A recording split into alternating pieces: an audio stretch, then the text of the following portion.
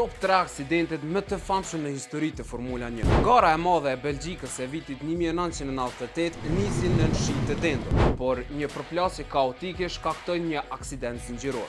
Ishte shoferi i McLaren që humbi kontrollin e makinës, duke u përplas në një muri, e që me pas arriti të rikthehet në pistë, e brenda pak sekondash, gjithçka ishte në kaos. 19 nga 22 makinat u përfshin në aksident, por për fat të mirë, pas dëmeve materiale nuk ishte pasoja tek njerëzit. Kalojmë tek i radhës, në një aksident që fillimisht u mendua se ishte fatal. Romain Grosjean u përplas me barrierat me shpejtësi mbi 225 km/h dhe makina e tij shpërtheu në flak. Ai qëndroi për 28 sekonda brenda në veturën e kapluar nga zjarri, por shpëtoi mrekullisht fal pajisjes halo dhe ndërhyrjes së shpejtë të personelit. Kur jemi të ngjarja kryesore në histori të këtyre garave të shpejtësisë, padyshim që në pozitën e parë është një nga momentet më të dhimbshme të Formula 1. Legjenda braziliane Ayrton Senna humbi jetën gjatë garës së madhe të San Marinos, kur u përplas me murin.